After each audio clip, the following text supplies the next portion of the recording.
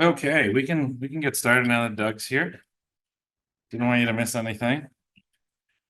Hi, everybody. Thanks for coming to the session. My name is Matt Hansen. I work for Element 84. And today I am going to talk about search and discovery. I actually had struggled a little bit with what exactly I would be talking about. We titled this Next Generation Search and Discovery. This was actually Jason's idea, and it took me a while to figure out exactly what that meant. And so what we have is actually turns out, I think, to be a pretty exciting lineup that's a bit of a potpourri of things. I will be talking about community solutions for search and discovery in this new space of large data that we live in. Jason is going to be, I'm really excited for this presentation because when we talk about solutions for the future, it's really useful, I think, to look at the past solutions. And so Jason's going to be giving an overview of the history of CMR as well as other things he had been involved with. Chris will be giving a talk on this idea of one stack catalog to rule them all. This is essentially a debrief overview of Stack Summit, which was held on Monday afternoon here with a group of people around developing a community stack catalog for a bunch from data from a bunch of different providers. And then Ryan from NOAA is going to be talking about NOAA's efforts in next generation search and discovery for all of their data. So search and discovery. So why next generation? Why are we talking about next generation search and discovery? And the truth is that if all of our solutions had worked, then we probably wouldn't need to talk about it, right? Like we would just be continuing on with all of the existing solutions. But those solutions have not been entirely successful. There are challenges that we've seen with the scale of data and with governance and with data provenance. And I'd like to talk about some of the solutions that have risen out of the community, as well as some of the problems that we've seen still.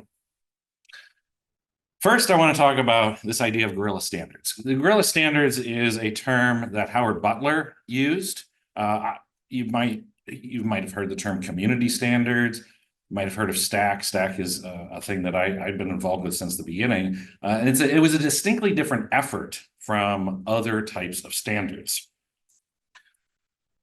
I call them specifications. So with standards are things that are developed by standards bodies. It's a slow process. There's a very established and rigorous governance for creating standards. They have detailed requirements. They undergo rigorous review, maybe. That's not always the case. Sometimes it feels like things are rubber stamped. There's uniformity across a bunch of different standards. And the adoption of those standards often happens because it's required. This is a key point. A government agency, if it's going to deal with some sort of commercial entity, it tells them that they have to adopt this standard in order for them to work with them. Regulations. This is a way of forcing standards on agencies and on commercial entities. Specifications, on the other hand, well, anybody can make a specification. They can be developed by a community. They can be developed very quickly. There's no dedicated governance of these things. They're driven by innovation, like what's new, what works, using latest technology. They are open source, and that process is transparent because it's happening in the community. They often are a minimal specification that doesn't necessarily cover 100% of the use cases, but it covers the majority of the use cases. And the adoption is more of a grassroots effort. A specification can become a standard, a de facto standard, if it's adopted. A standard can be not a standard if it's not adopted. We see this a lot. We see a lot of standards that get developed by standards organizations, and adoption it's not widely adopted. There usually isn't a really big outreach effort in order to drive people to adopt these things. It's more like, this is here, you should adopt it. Right? This is the old, if you build it, they'll come. Like, oh, we'll just build the standard and then people will adopt it. That's a lie. People will not do that. Not unless they have good reason to do so. So to create a community standard, first thing you need to do is build that community. Gather the right stakeholders in place. These are people that have a stake in the game. This is something that they're interested in. This is really important because it promotes ownership of that thing. You want to leverage existing standards because there's already presumably tooling, there's already adoption. It's more reason for people to use it because it involves components that they're already familiar with. And you develop open source implementations. This has a two-part effect. One is that the open source implementations really help inform the development of the spec. When you try things, you see what works and what doesn't, and you can change the spec and you can iterate on it. And then the other part, which isn't really here, is that it drives adoption because you're providing tools and implementations for people to actually use so they can see how this works in practice. And then perhaps most importantly is doing lots of outreach. So this is the cycle of adoption here. You got spec development, you got those community stakeholders, you develop implementations, develop software tools that informs the spec, and so on. You bootstrap this process with data providers providing implementations, open source contributors providing software tools, and so on. So, specific example of this is Stack.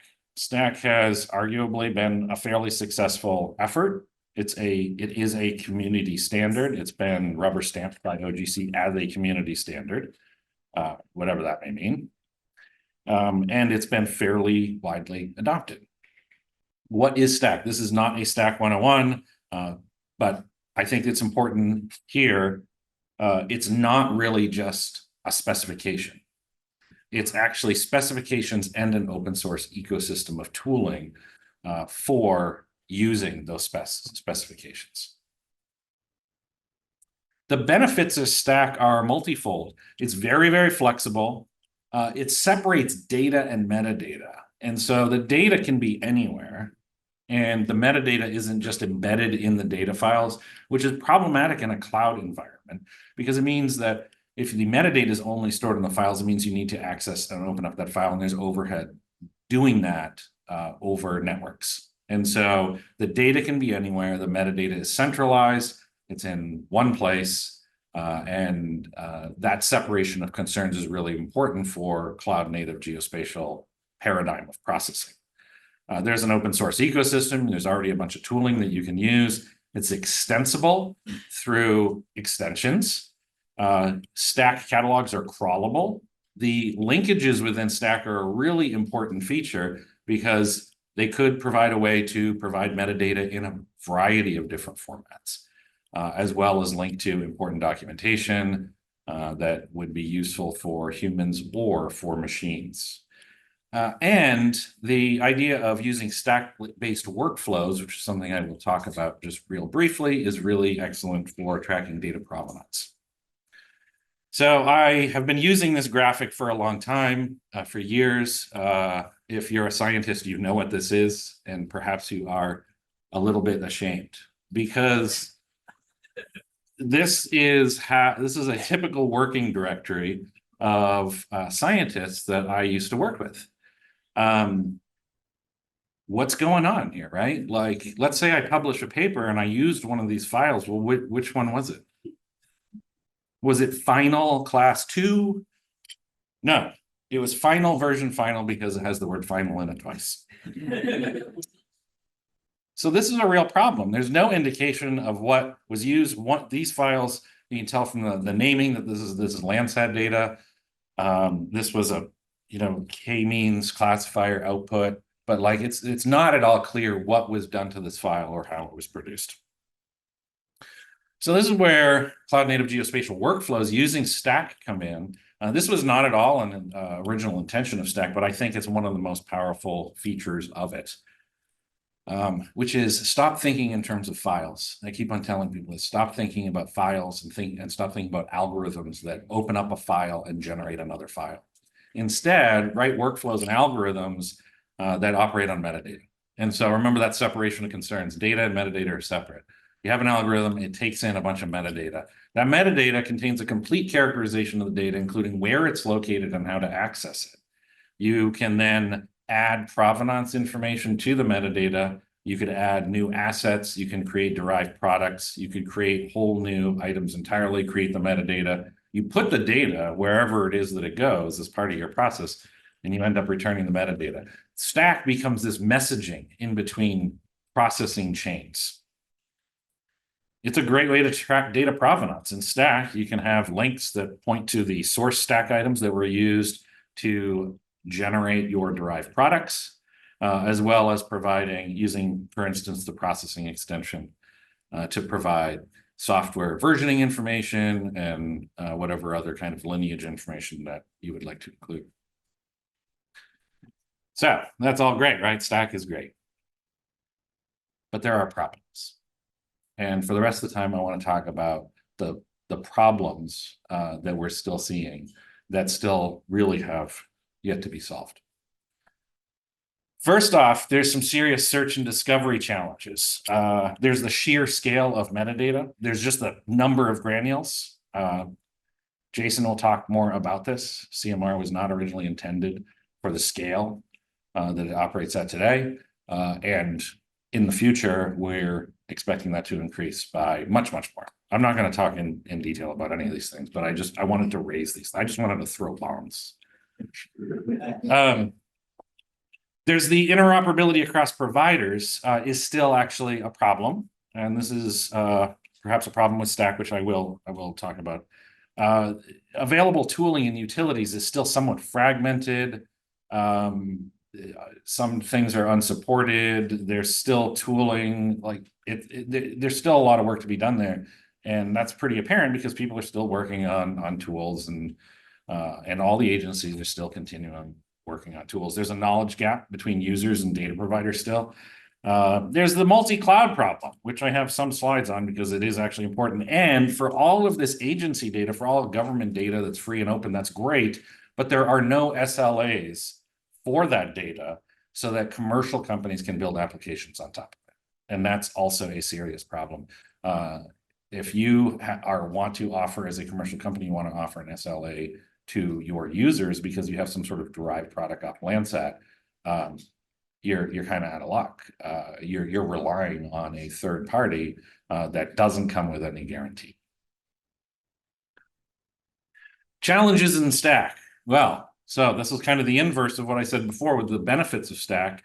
Stack is very flexible. That's great, right? Well, flexibility is an enemy of interoperability. The more flexibility you give data providers to describe data, then the more liberties that they're going to take with describing that data, and the less interoperable that is. Best practices are actually, in fact, not often practiced. There is a massive proliferation of extensions in Stack. The original idea was that this was a marketplace of ideas, all these different Stack extensions, and that was good. We would see what was used and what wasn't used. But it's kind of become a bit of a Wild West atmosphere. Anybody can publish an extension. People use different combinations of extensions. Sometimes there's overlap in those extensions. I still think it's a good system, but it has created an awful lot of confusion around what you should be including if you're creating Stack metadata yourself.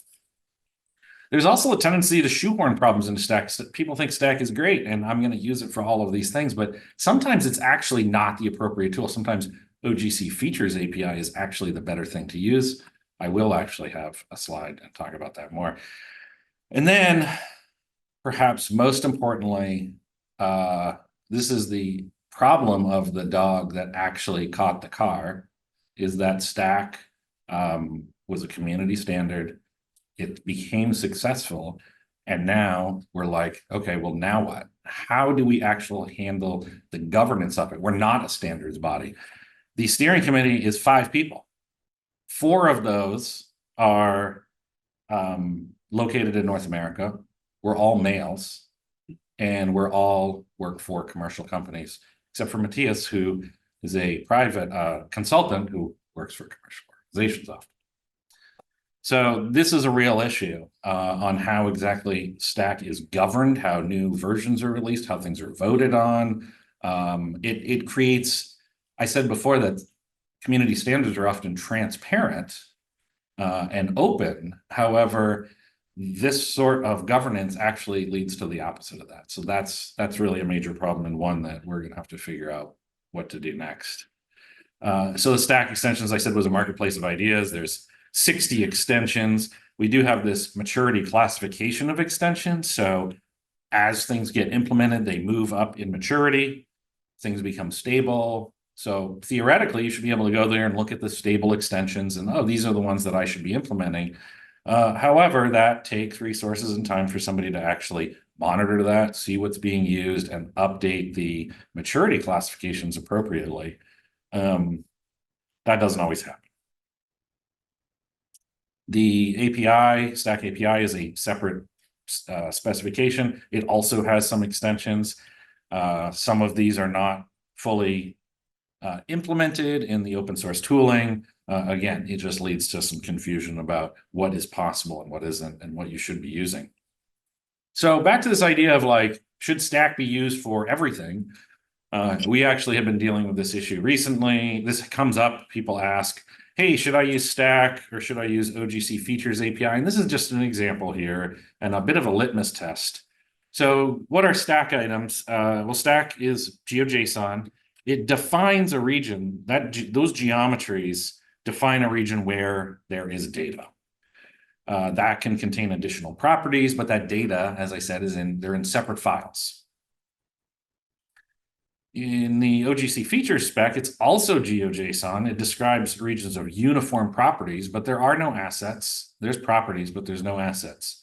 So what's the difference here? OGC features, or maybe things like road networks or buildings or census tracts. So here's what you ask yourself.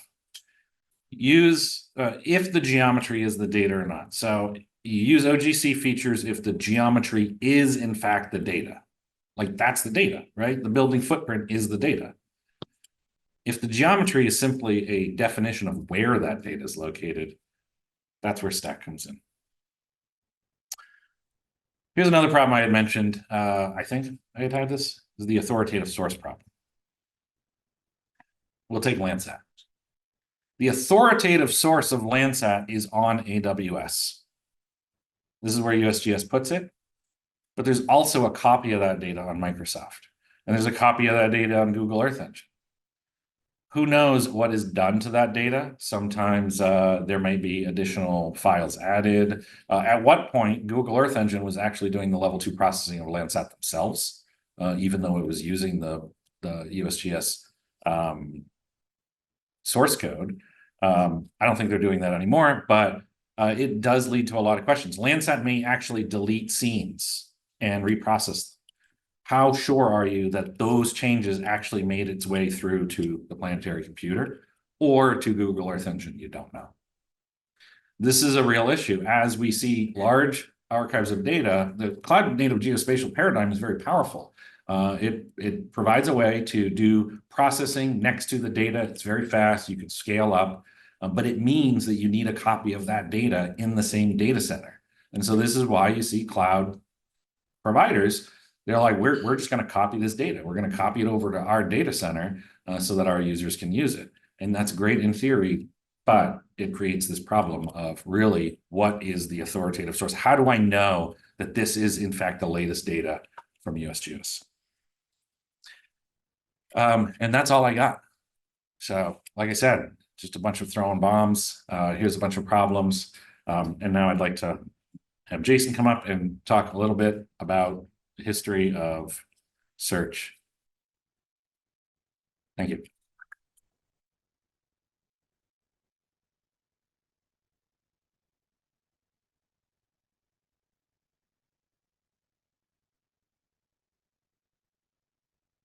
Oh, and I'd also add that we didn't give Ryan the memo that all of these slide decks for Lord of the Rings references. Sorry, Ryan. It just sort of happened like that. Huh? you go. Right. Thank you, Matt. Wow, I really want to talk more about standards now after that and about challenges, but I'll try and resist because I don't have slides on that. All right, so who am I? I'm a principal software engineer at Element 84. I'm the former lead developer on the CMR. I was there when it was, first created, and we'll talk about that. I participated in the creation of Stack. If participated means I went to 2 of the meetings at the beginning, and was there while other smart people really made Stack. I did implement the first proxy for Stack for the CMR. I think that was like in the first or second meeting. And I'm currently working on, cloud architectures a lot and application of AI ML to geospatial. So why am I here? I want to talk about the CMR. I care a lot about it, for obvious reasons. Thank you.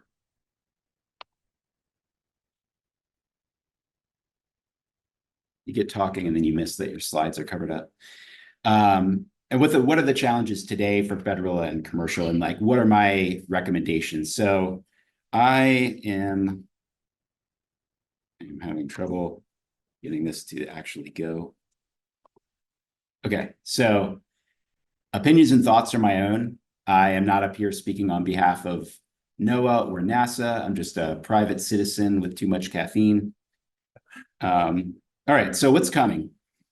So this is a picture of a volcano erupting, and I don't have my notes visible, so I can't remember which one it was, but this is from Worldview, and I think this is a good metaphor for data that's arriving and kind of the exponential growth that we're going to see. So this shows ESDIS metrics, and all the things that I'm showing that might be from NASA or NOAA are all things that I found on the public internet. But this shows their data archive volume from 2000 to 2024. And so you can kind of see the exponential growth curve here. It looks like there's about 108 petabytes as of 2024. I started working on NASA stuff back in 2005 as a contractor when it was 4.1 petabytes. So the projection, this is from 2022, shows that exponential growth is going to increase. There's going to be additional missions with more data on top of that. So I think of this as like exponential on top of exponential coming, and then it's going to be 600 petabytes by the year 2030.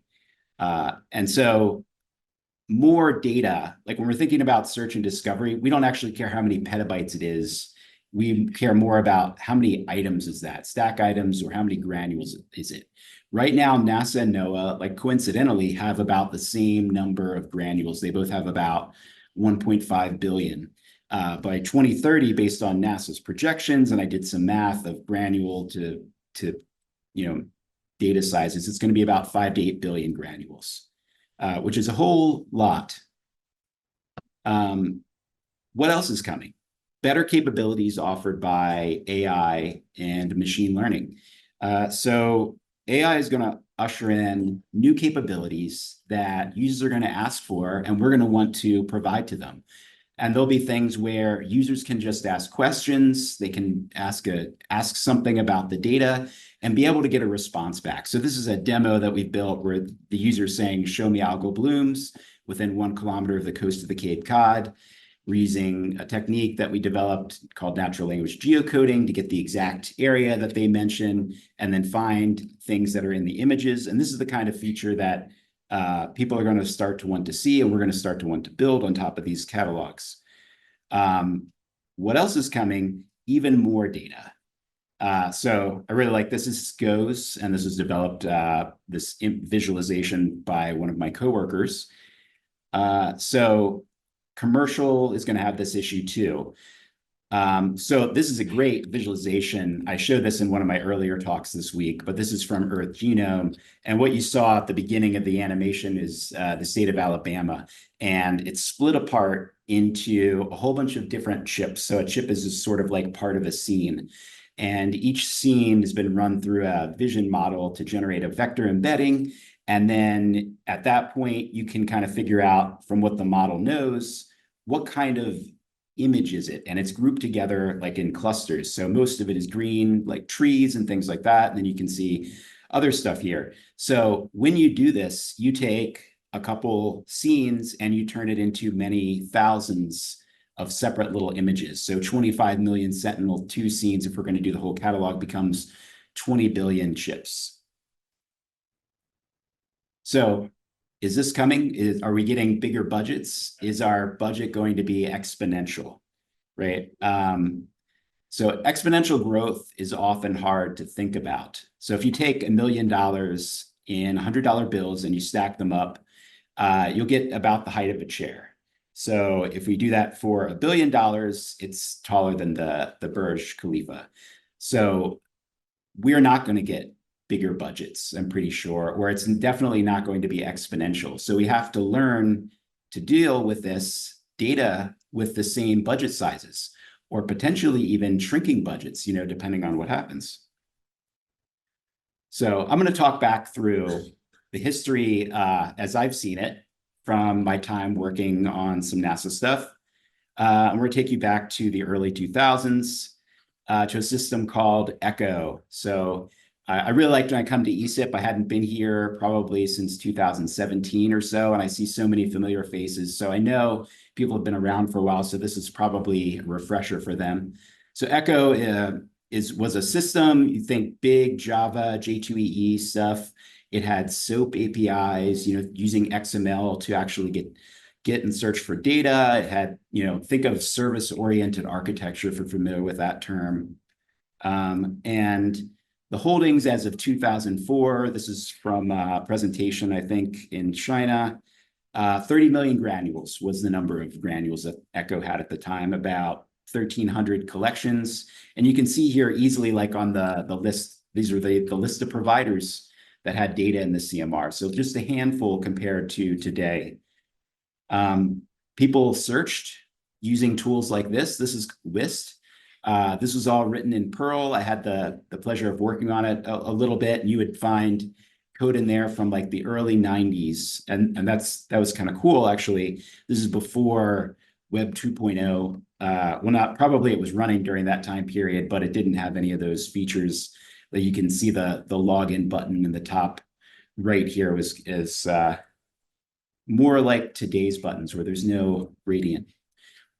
So some challenges with Echo, right? It had scaling issues, going from 10 million granules, or even at that issue, it always had some performance problems doing search. So search for the granules was implemented in Oracle, and it used Oracle Spatial for the spatial intersections. And people can search on any sort of property that might be in those granules. And it was always a challenge to get Oracle to choose the right plan. Like you'd think you get the query optimized and working effectively, but then somebody would add a new parameter in on the API, and then all of a sudden a poor plan would be chosen, and then it takes minutes to get your data back. SOAP API was not easy to use. If you're not familiar with what SOAP is, just think it's like XML, but a little bit harder. And it couldn't support multiple metadata formats, right? It had just a single XML format called Echo 10. So we developed some newer clients and some newer backends. This is called Reverb. And so it looked a little fancier than WIST. And on the back end, we had another system called Catalog Rust, and we switched from Java to Ruby, and it kind of supplemented a lot of the things that Echo was doing, and it started to use Elasticsearch for searching. But it wasn't really sufficient in the long run. There were some issues with that as well. So NASA came up with new requirements, and they were really good about, I think these are really clear about exactly what they wanted, like sub-second performance. Like we need to get results back for granules in less than a second.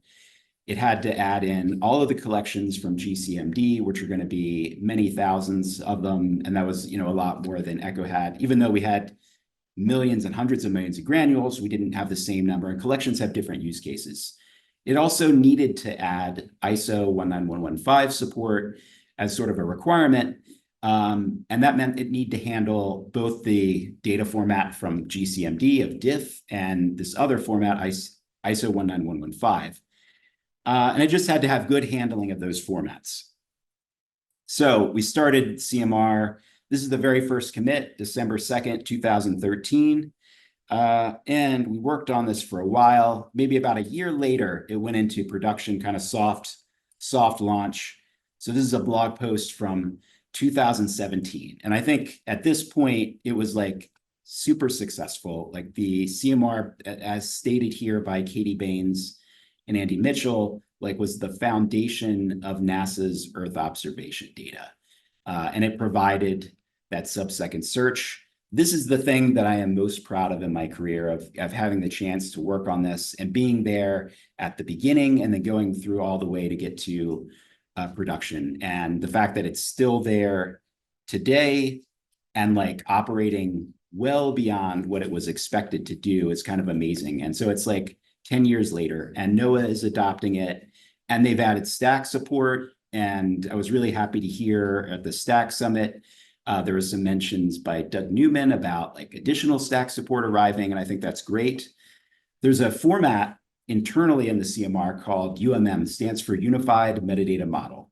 And this was a really great idea. I think Dan Pallone, my boss, came up with this idea of like mapping metadata through a common format. And then that way the CMR could take all these different formats and be able to get out the format that you wanted. Originally, it wasn't going to be an external format. It was just an internal one. And then eventually it's kind of thought like, why don't we just expose this as JSON? So I think the versioning of that, the community adoption, or at least the involvement of the community and sort of ushering that forward has been really good. So let's like review here. So Echo, we had designed for about, tens of millions. Catalog rest came in there in the middle. We get to the 100 million range. CMR was about 300 million granules. And you can see the languages. We go here from Java to Ruby to Clojure, and the search technology changes. So approaches change, technologies change, the storage approaches all change as the requirements change, as you scale up in the needs. There was a bunch of things that were true when the CMR was created that aren't true now, right? 300 million granules was a lot. It's still a lot, but it's not quite as a lot as we need to handle today. There was no cloud available for NASA, for us when we developed it at the time. I think it was more in its infancy at NASA. So it was designed to run on-prem on the servers that were available with the databases that the SAs knew how to manage, and that was Oracle. There was no AI ML like there is today. And like I said, UMM was only going to be an internal format. And so we need to think about, here, and I'm just going to minimize this picture of myself so we can see this. What is this next system going to be like? If there is even going to be a next system, there's something in the future coming, right? Like we have to be able to handle 5 to 8 billion granules and many more if we're talking about even like more data arriving, commercial people need something like this.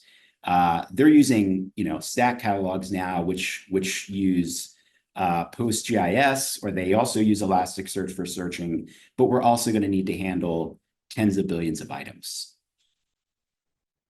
So here's where I go from history into talking about my wild and crazy thoughts about what we should actually do here. So let's look at Elasticsearch. This is the technology that powers the CMR. It's its search index. It's not where the metadata is stored like as a source of truth. That would be Oracle.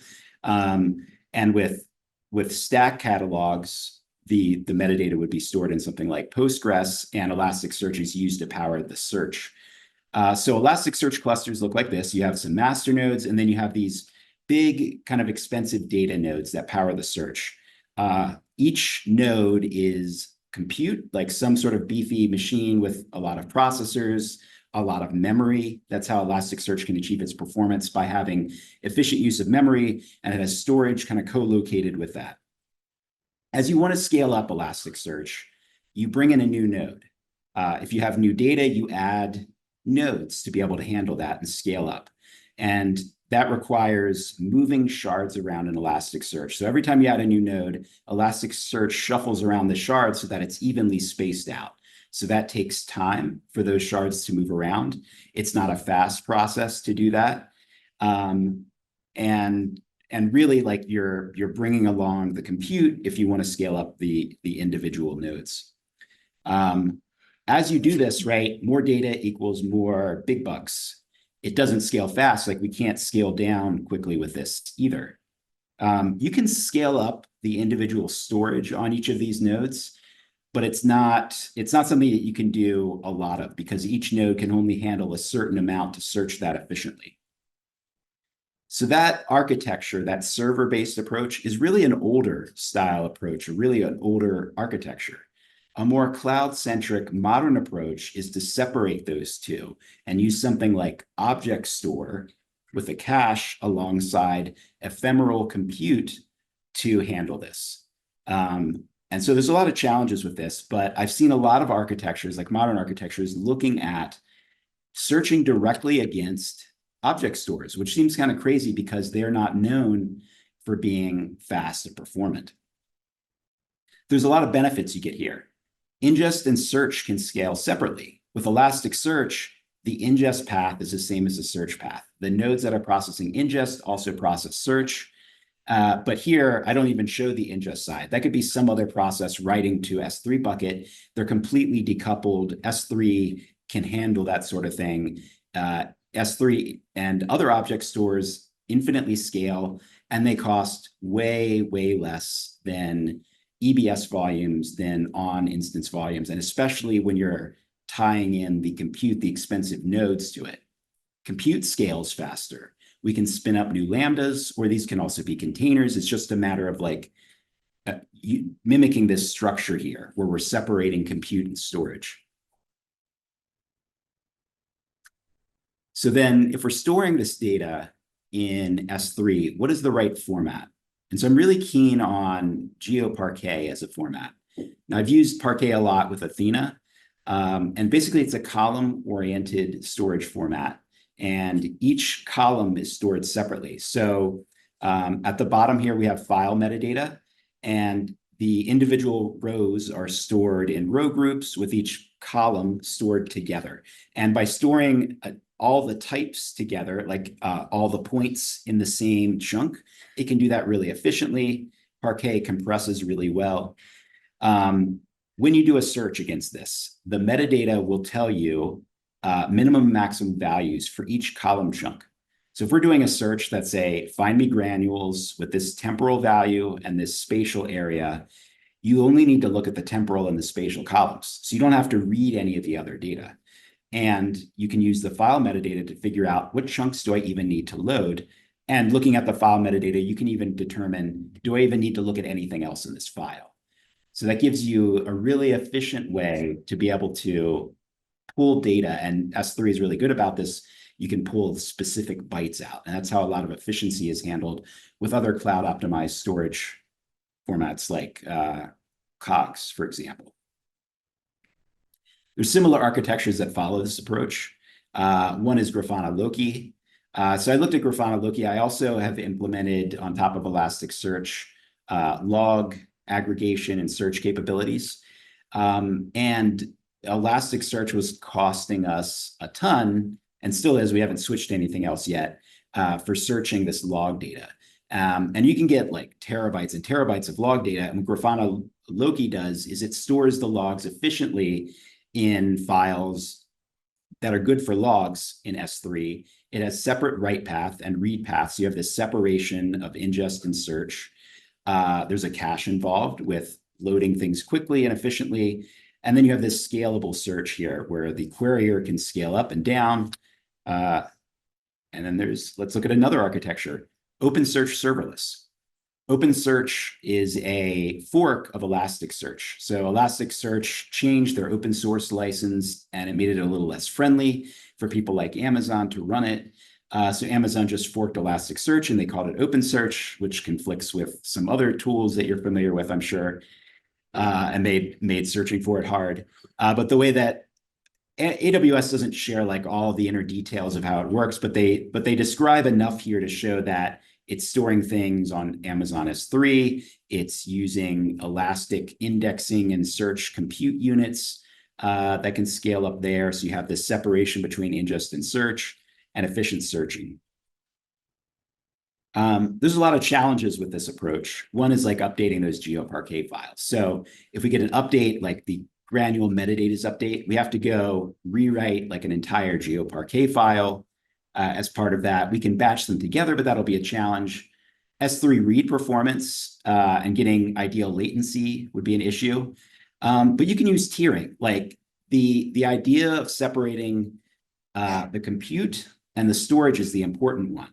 We could have the data cached in EFS or even EBS with Docker containers running, and then you're close to what like Elasticsearch actually looks like, but you could still scale that separately. Another challenge is there's no single product or service for this architecture that I'm describing. I'm not saying, okay, just go to this company because they built this already. No, this is like a collection of approaches and technologies and things and open source them, but it's not like a product that you can then go pay for or get support for right now yet. Let's talk about long-term maintenance. So as a big long-term system like the CMR, it needs to stick around for a while. It needs to be maintainable.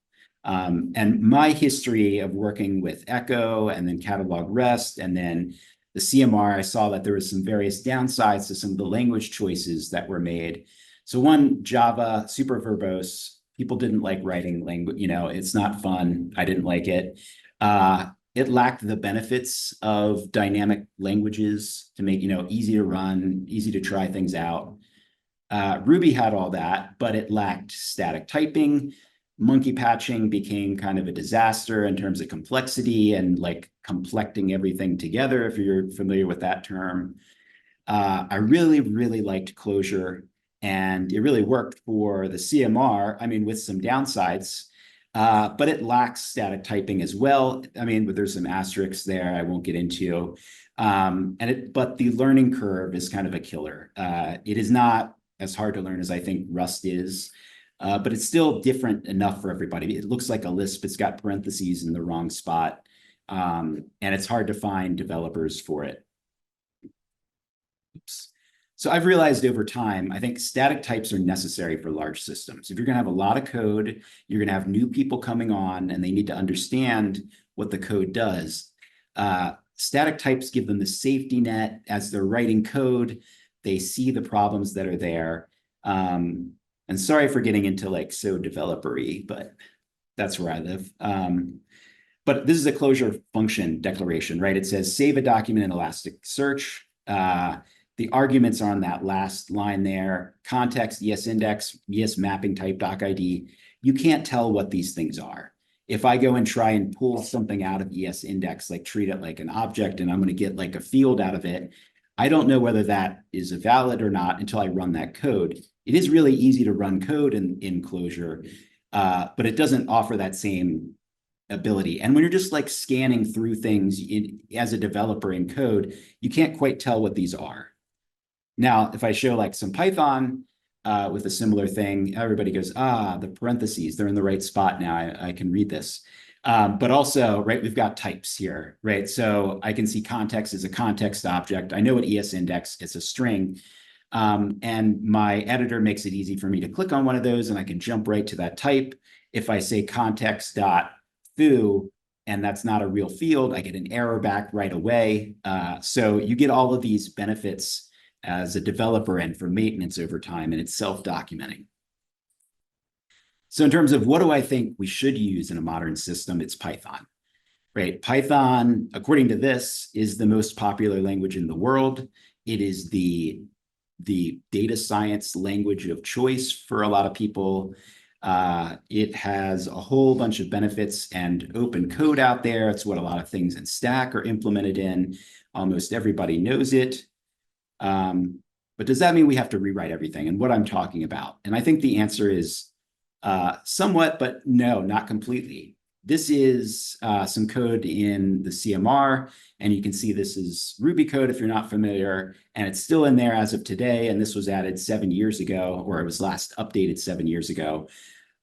During the writing of catalog rest in Ruby, they had to implement orbital intersections, and that was done by Patrick Quinn, another NASA person who's actually in another talk right now. And so he implemented it from Java, he copied it and put it into Ruby, and that could just work right in the CMR. It was just wrapped, and it hasn't, you can see a lot of this hasn't changed at all since it's been there. It still does the orbit intersections, and that worked alongside Clojure and still does. So you can evolve a system over time. You can start introducing new languages, re-implementing things. You can wrap libraries and make them usable from other languages. You're adding some headaches for yourself at this time because now there's 3 languages here on the right side. But that doesn't mean you have to go spend a whole lot of money and rebuild the entire system. You can start to experiment and pull in things without really making the full jump all at once.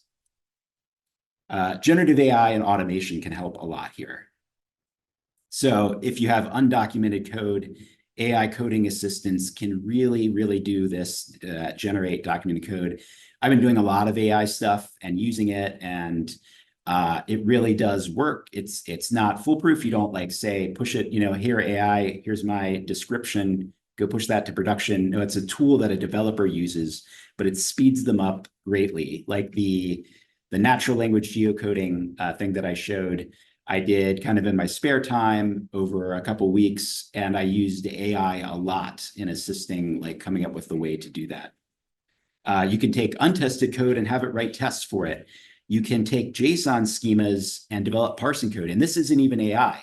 There's a Pydantic tool. Pydantic is a data modeling type of object for Python, and I needed to take a whole bunch of data, like about 900 million records, and I needed to convert them into something that the CMR could handle. So I didn't want to write in Clojure at the time.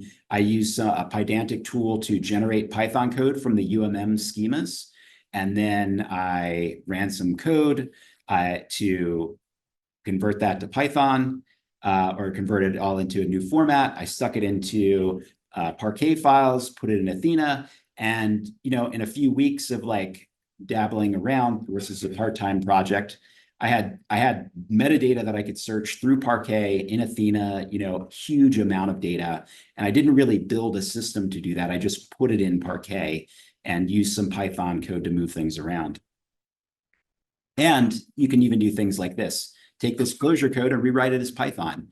Now, this isn't foolproof either, but this is all stuff that it can do and it can help. So when we're looking at what might come after the CMR, or what could the CMR evolve into, I don't think it has to be another new system. But I think something probably does have to change in order for it to be able to handle this kind of scale and deliver like on the performance benefits. And I'm not sure if the serverless GeoParquet is going to be like definitely the right way to go, but I think it's worth experimenting. So, and one thing that I want to emphasize here is that we don't have to do this alone. NASA and NOAA now and commercial, we're all encountering the same problem. We are going to have tens of billions of items. We are going to have similar user needs, big data. And so this is my happy place here where we can all play along and we don't have to rebuild the same thing. Everybody doesn't have to spend all this money. I think we can work together and make something good. Thanks.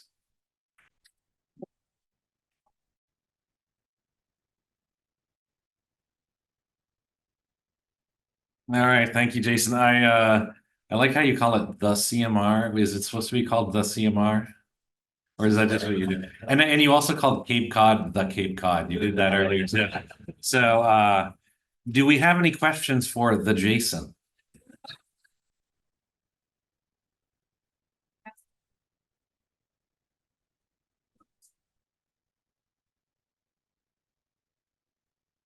Okay, so the evolution of Elasticsearch, you show the OpenSearch with S3, does that suffer from the same rebalancing problems that you described with Elasticsearch, or have they overcome that issue with that new architecture? I'm not sure. I haven't used it a lot because it's a pretty new feature. I brought it up mainly because it's a sign of, I think, AWS realizing that they need to do this. I didn't also bring up Elasticsearch is building something similar. They have what's called like a completely cold storage, where they do have a similar architecture, but they say, oh, it's very slow and it's for data that's not looked at frequently. They still want you to go with the other approach. Whereas I think you should start with that architecture and then see how to make it fast.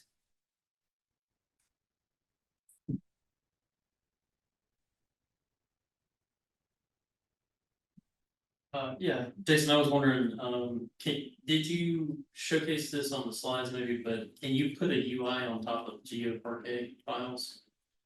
That you were talking about? You could do anything you want. The users could access the GeoParquet directly. They could just be there in a bucket that you allow read to, in the same way that you'd allow people to access your data in the cloud. Once you start doing that, then users are going to expect to stay in that format versus having the freedom to kind of manipulate it over time.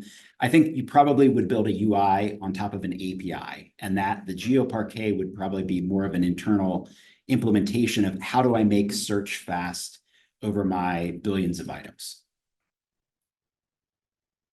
All right, we're gonna move on. I don't see any hands immediately shot up, so I want to make sure there's enough time. If you have any questions for Jason or for myself, because I didn't give anybody a chance to ask any questions, you can approach us afterwards. So now I'd like to have the Chris Stoner come up. Wait, what is it, this one? Just FYI, the CMR is completely.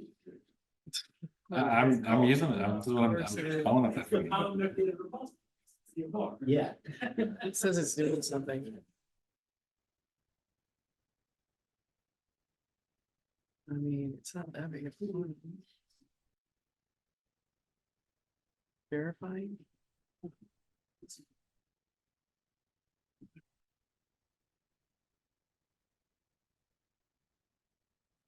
Oh. Well, okay. No, now she's gonna have to fix it. Oh, because that's the different. Yeah.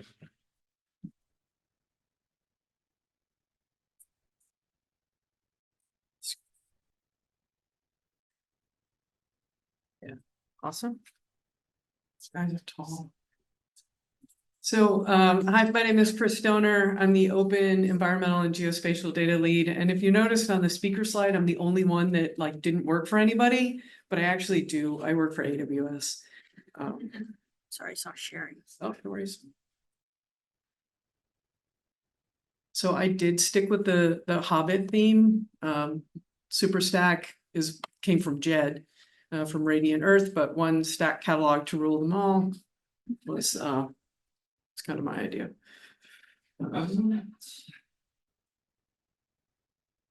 Yep. Cool. Oh, Windows. So the idea of sort of a global or federated stack catalog, I really started talking about it at SAT Summit much earlier this year.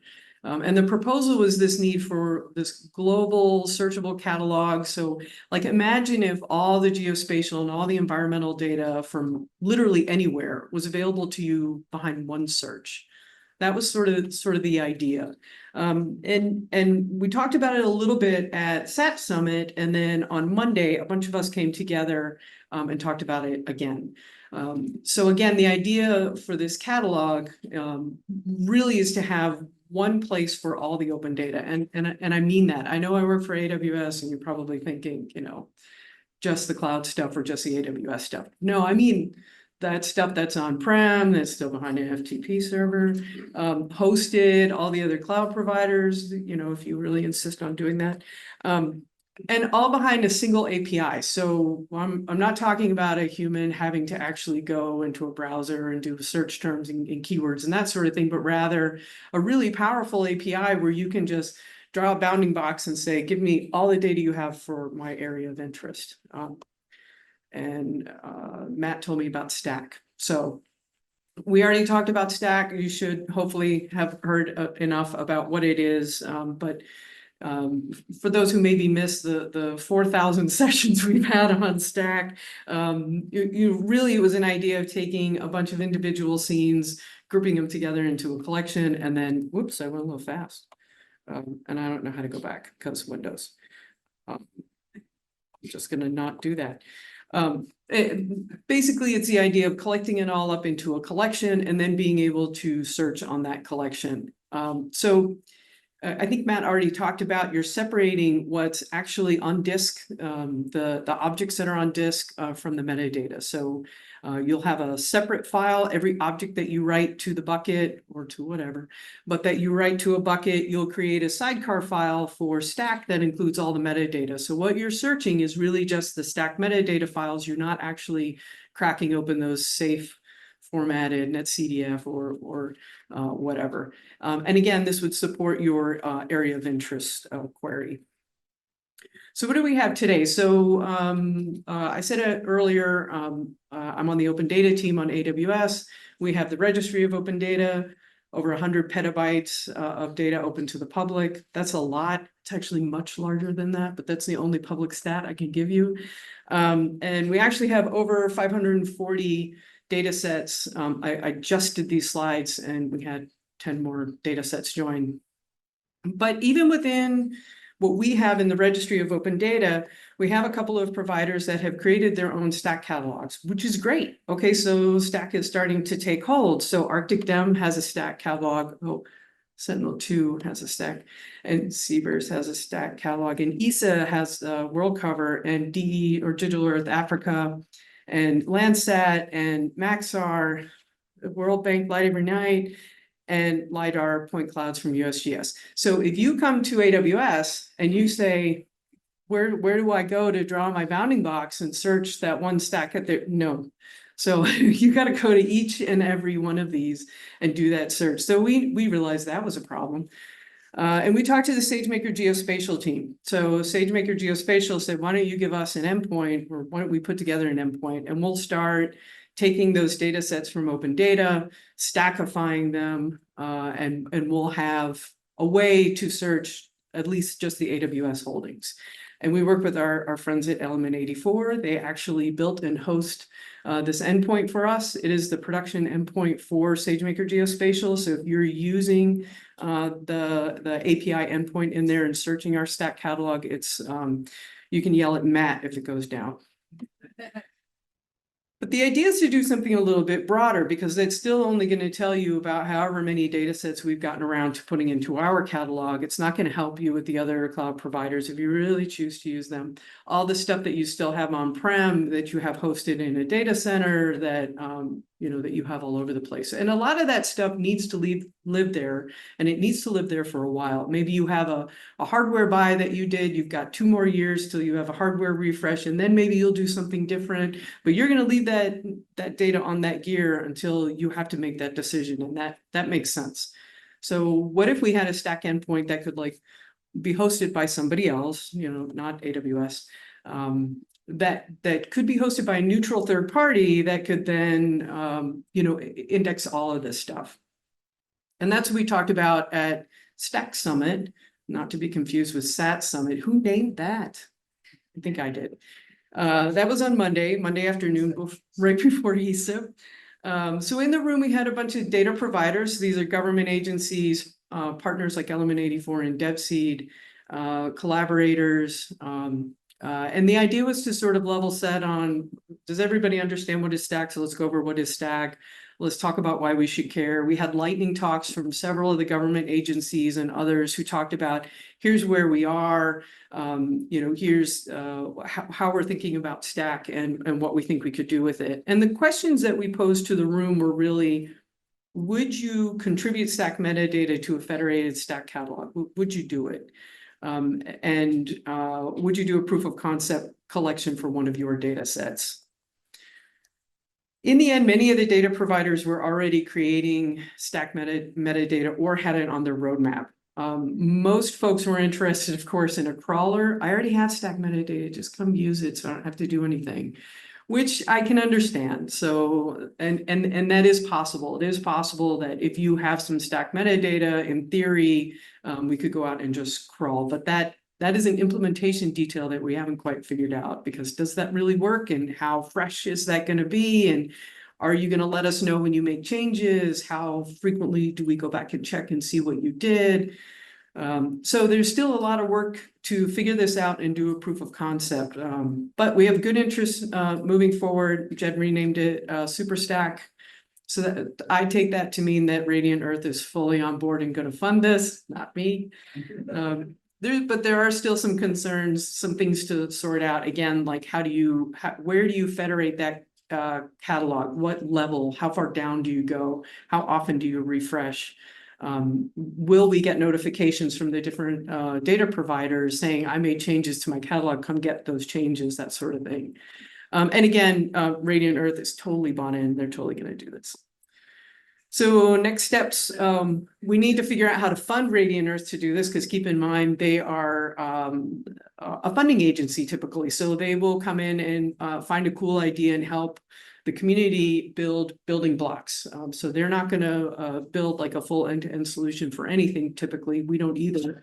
But they'll fund a building block that then the community can extend from there. But they're willing to host this if they can find appropriate funding.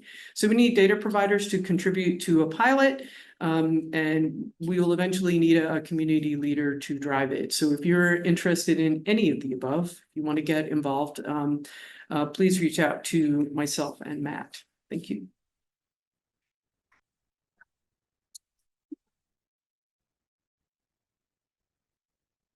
Thank you, Chris. We do, Dave. And all the questions here. And then I will move on. I guess I'm just wondering if there's folks from the Federal Geographic Data Committee that have been in touch with you all in this, because they're working on essentially the same thing. Awesome. So Can you connect me? I can, yeah, and I can put some people in touch. That'd be great. The geoplatform.gov has a stack that has most of the federal data sets, and they've done essentially the same thing.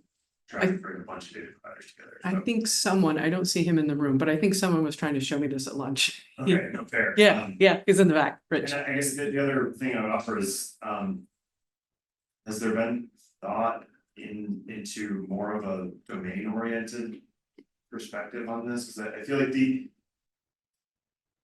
it's great to put all the data in one place, but if Jed taught me one thing in the talk I saw from him recently, it's putting everything in one place just for the sake of open data might not be what we want to do. It might not. And kind of more of a domain use perspective that's focused on adoption, curation by a domain might be something to consider. So you're signing up, you're gonna get involved, you're Oh, gonna, that's what I heard. That's totally what I heard.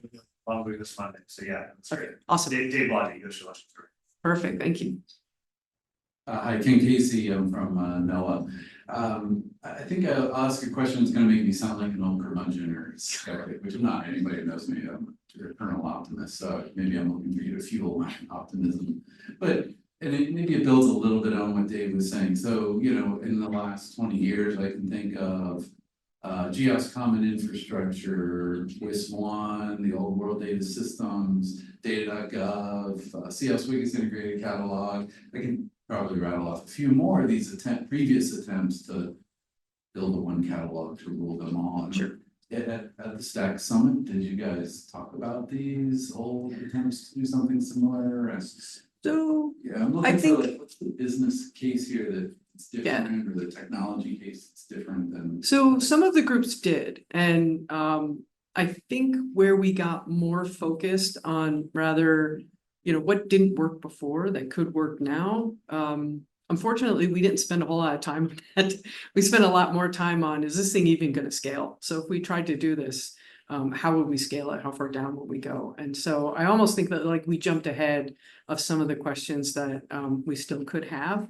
But again, the more involvement from the community, the better off we'll be and the better decisions we'll make. If at the end of the day, we don't really need this, that's totally fine too. That's a perfectly acceptable answer if it's the right one. But I think what we have today, I mean, at least from what I can see is suboptimal. And I've had customers ask, typically they're commercial customers who want everything. They want everything they can get their hands on. And they will ask for, well, do you even have anything across all of the US government, US federal government? Just give me one endpoint where I can search all of that.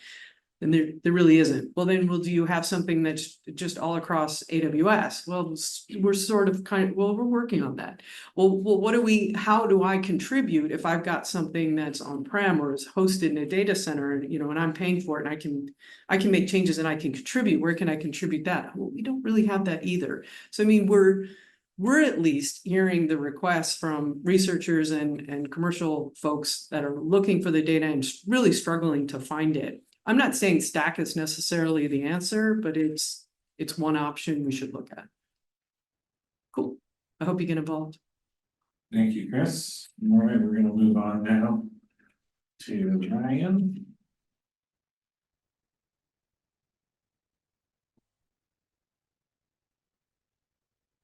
All right, and I think screen sharing is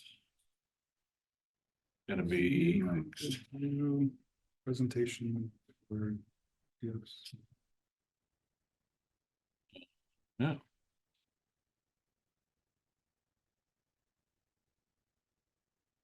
Which And I think it's the PDF. I think you had downloaded it before.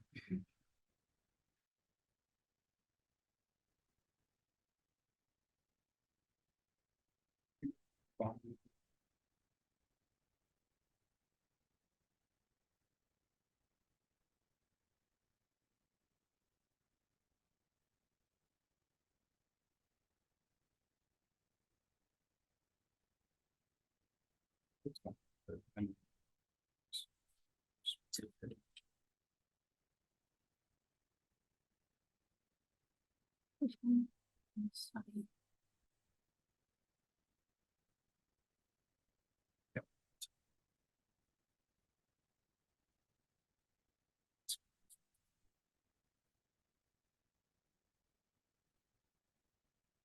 While we're doing that, Dave, what you said about the separation of, domains and stuff like that, sort of like, you take all your hydrological data and like distribute it through like GHRC, let's say, and all the oceanographic data and distribute it through PODAC. I mean, isn't that kind of what the DAX did before? It's like the different domain data sets were all sort of in their own APIs and separated separately before CMR came and combined them all together. What I'm looking at it from a perspective, I think the domain connection gives the value prospects. You still need a general data source, but you can skin it in a way that motivates more people to engage with people. But I think you need both, I guess.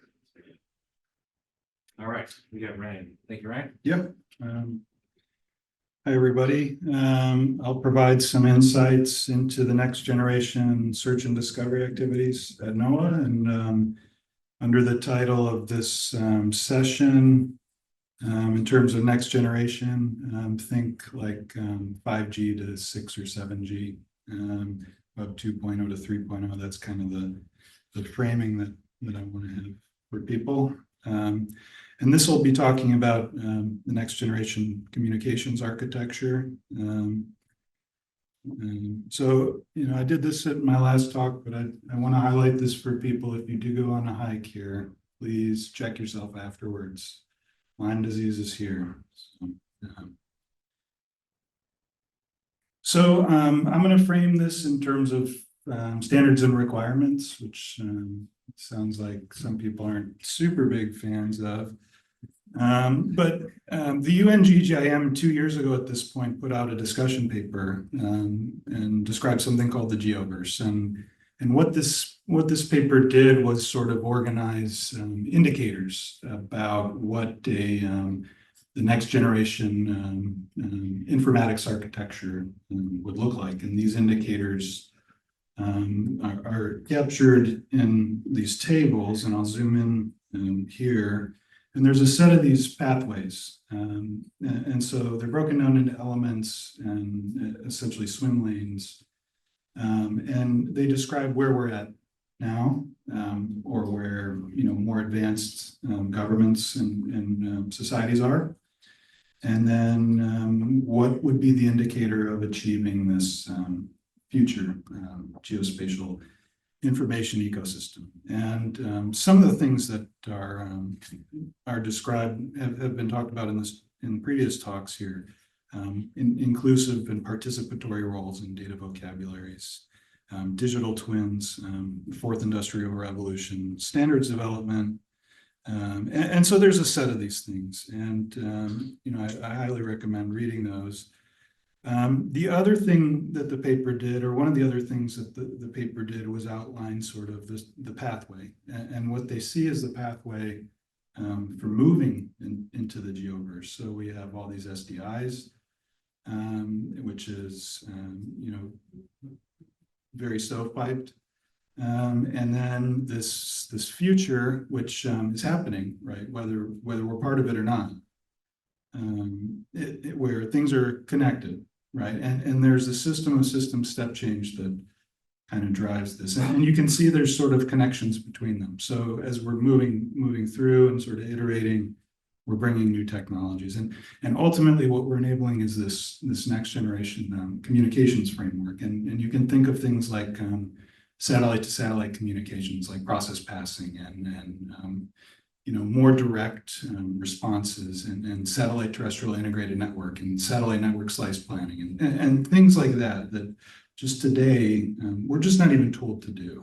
But the other major aspect of this sort of vision is this idea of outcome driven and contextualized wisdom. So wisdom here being decisions, acting on decisions, or acting on information and knowledge and data, and feeding that back in. And this is kind of central to the idea of digital twins and digital twin exploitation, where digital twins sort of characterize the informatics aspect, in that we're able to capture decisions, and we're able to capture this full provenance, and now we can sort of trace, are we getting better? For who? For what? Much more context. So some other requirements in what we're doing at NOAA is following along with the open science vision, and we very much adopted and share the vision that was laid out and sort of pioneered by NASA and folks at ESIP, like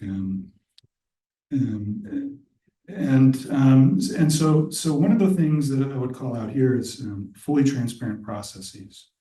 Right. And that's something that I don't think, I've ever seen achieved. There's a lot of other things. Teaching culture is a big one. But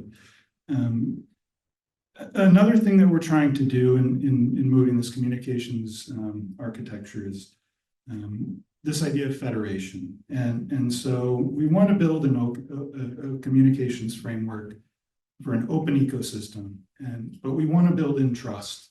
So, to meet goals of open science, fair care, trust, this sort of thing, we need to make sure that when we're sharing open process, these things are all trustworthy. And when I go as a user, and very naive user, and say, hey, can you tell me about harmful algal blooms? And how will this affect my fishing?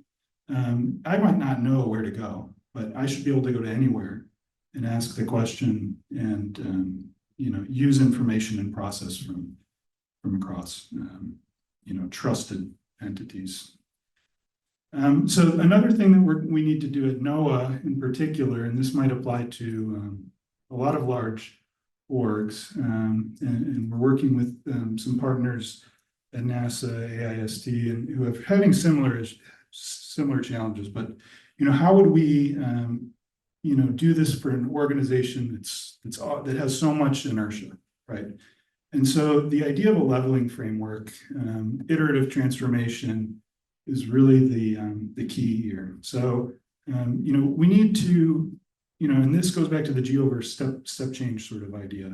It's, you know, how do we onboard and migrate communications architectures on the fly? How do we do this in ops? How do we do DevOps here at architecture scale? And so the idea is to, you know, create a leveling framework where we can, you know, apply it across all of our domain of authority and sort of move ourselves into the indicators of Web 3.0. And finally, another requirement is alignment and with next gen motifs. So, you know, what are other folks developing? You know, what are our partners working on? What do they see as their step changes? And there are a lot of these sort of motifs that have emerged. I've highlighted a few here, and these are sort of indicators to me of sort of, you know, from the left, very high resolution. Like here's a Earth system digital twin. It's a brain, right? It's compact, all the way through, you know, what Ditto is doing, which it works in sort of a cohort, a federated cohort with a digital backbone, and through to, you know, the open knowledge network, which is sort of this idea of an education ecosystem, a teaching culture around, you know, a data fabric that collects all these different knowledge networks. So, you know, that's really important. And then finally, we need, at NOAA, we're very operational. So, you know, any sort of communications architecture needs to be operational and needs to be federated. So the idea here is we build in federation, right?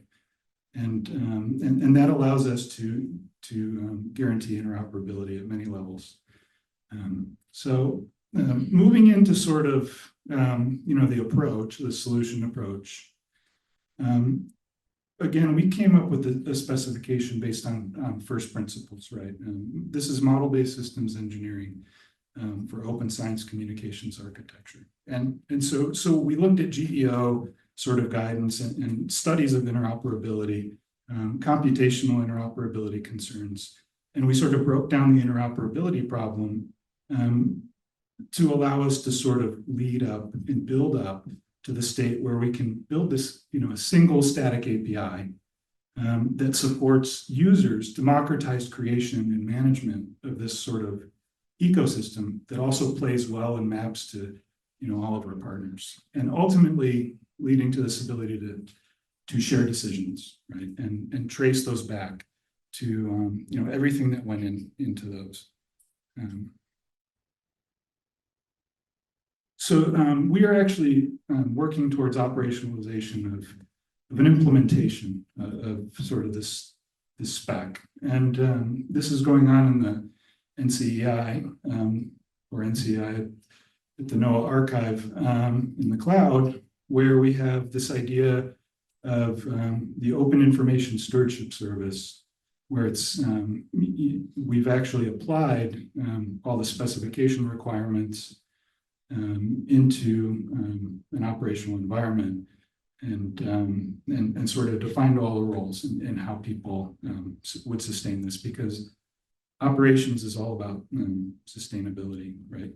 And you can see here, I think it's interesting, right, that there are multiple levels of interoperability here. In the middle, we have this idea of processes data.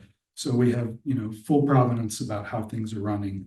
What are they running? We can version those and see evolution, but we can also, right, directly, you know, spit out stack, you know, transformations, multiple catalog support, and we can kind of trace how those are being used and leveraged over time. We also have direct access to this metadata bucket, which is, you know, the namespace is managed by sort of the implementation. It leverages sort of AWS niceties and built-ins to guarantee scale, and we're storing as JSON. Things like materialized views, Morph KGC, these tools that can go over trillions and trillions of records in a federated way in milliseconds, that's been demonstrated. is possible. So, fundamentally, what we're doing is implementing the OAIS reference model. And OAIS defines these things called information packages. And we're applying this treatment of archetypes, which was defined and has been used to great success in open EHR, so health record space. And what this does is allow us to take this very general reference model and create patterns of those. And this is kind of familiar to people that have used general models. OAIS for us solves a lot of requirement issues, and it also maps to the idea of process very well. And overloaded is this idea of fields, right?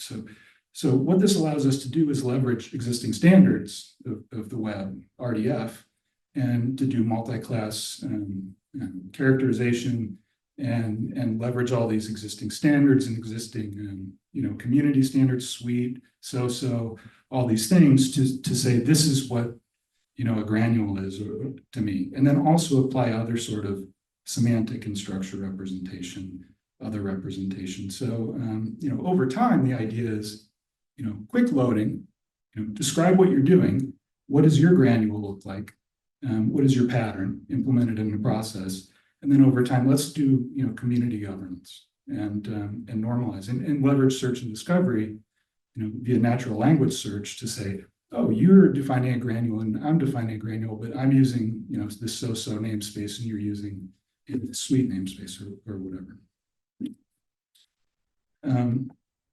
So going beyond that and kind of getting into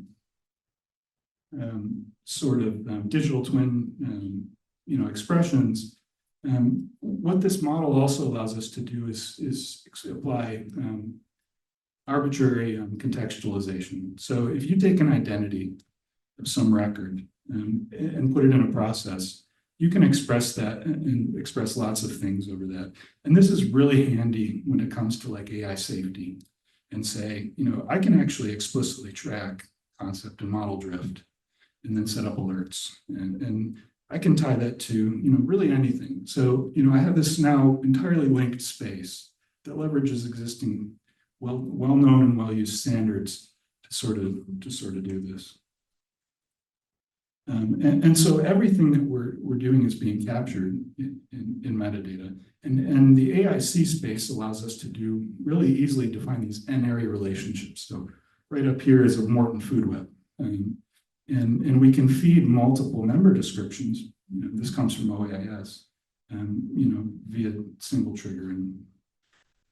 And some of the activities that we're doing to sort of build out this ecosystem of reusable components, information models, processes, tasks, user business logic functions, and things. OER NCI has done a societal data partnership to sort of build out, how do we fuse society data with, say, storm events data? And then all these things become reusable, via the process. Recently, I've had a really great intern working, Lapenta intern, do some analytical build out of storm events augmentation. So, again, he's defining all these things and they're all reusable. Here, I have 3 more slides. So here's multi-transform and multi-axis. So again, we can plug in, different endpoints. We can feed different endpoints. Here you can see the slate of OGC sort of standard endpoints. And then as people use these, we can feed that information back, through the same sort of simple architecture. So, just to summarize, we're working toward a new sustained model, and this allows us to democratize the archive, which is huge. And a lot of people have been asking for this. We'll see if they really want the democratic archive. The model itself is simple in the fact that it's decomplected, right? It gives us maximum concurrency. We're managing namespace. It's essentially a language at some level, but it's interoperable with other systems that describe process, right? And we've ensured this, via the specification. But the delivery of the model makes it easy, right? We need to make tools near to the users. Here's an API. It's never going to change. You can describe anything in it, and we're guaranteeing that we have all our information. We're getting full provenance and we're getting true provenance of the computational enterprise. Everything's self-documenting, and this is a choice that we made, right? You have, as you build this, you're describing your UBLs, the system's running those. So we know that you did what you said you're going to do. And that's a really critical thing for trust. We're now doing a pivot to a shared reference model. The OAIS is becoming sort of core to this idea. And that eliminates stovepipes because everything's an information package. We have some level of interop. And we're enabling next-gen toolbox and new users. And importantly, we're enabling things like use-driven discovery. Access is archive. Access processes are no different than archive processes, analytical processes, right? And this gives us federated interoperability. And this is my last slide, just to summarize some activities and collaborations. And we're working with a lot of different standards bodies. We're building out a set of technical tools, and we have several collaborative studies going. So that's it for me. Thank you.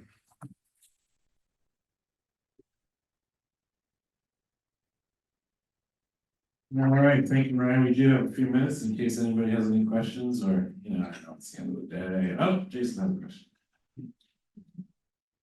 Thanks, Matt. I noticed at the beginning, you had brought up the lack of diversity in the steering committee. And this question isn't going where you think it's going. I'm going to ask about the federal government coming in and being part of that. Would it make sense for NASA and NOAA to be a part of that? And maybe this is also a question for Ryan as well, because what I didn't hear throughout the NOAA stuff is, are they going to use stack? Are they going to not use it because of X such and such a reason, or does it fit into like your plans there? So is it a question for Ryan? Yeah, well, Or- both of you. Okay, I'll let Ryan answer that.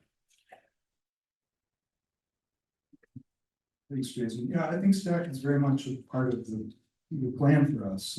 If that's what our, data manager teams want to deliver, that's what the governance committee wants to recommend.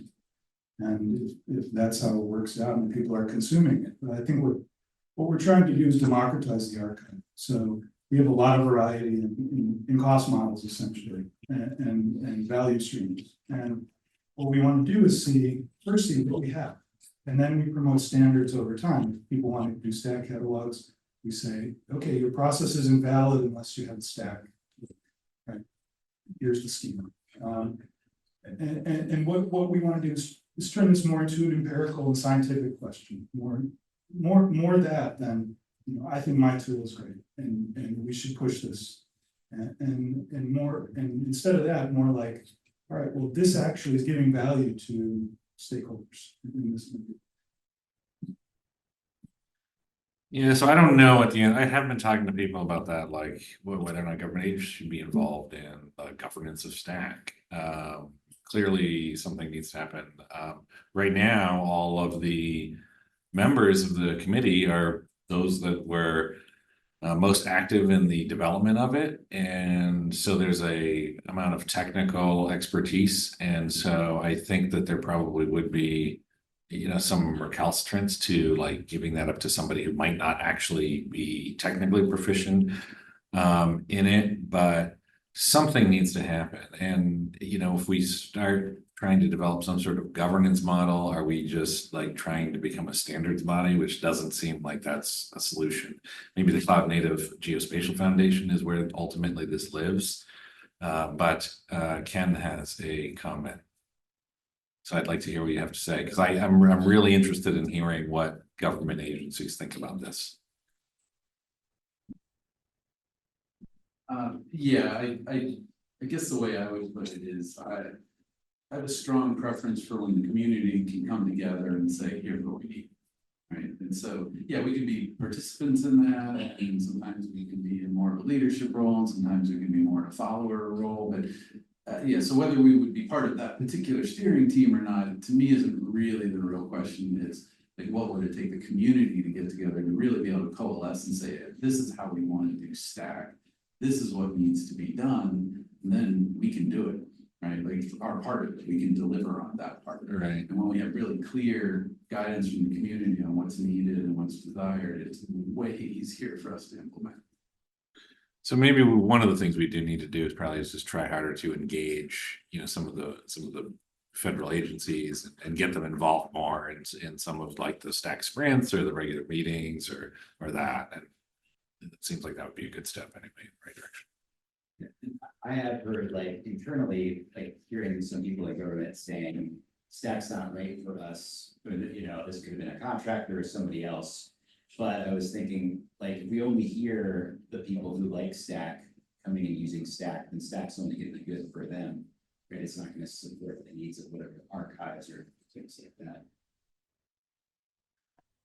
Yeah, so okay, go ahead. Yeah, go for it. Just one really quick thing, and leverage ESIP. I mean, ESIP is like a perfect thing for this sort of thing. Yeah, no, I think we need to do, Be a standards body. but Yeah. It is a great place for the community. It is Yeah. the place. yeah, and we had that stack summit and I think we need to do more. I think I'd like to do more of that sort of thing. I think we absolutely should. So we're out of time. Thanks everybody for coming to the session and I hope you enjoy the rest of the ESIP.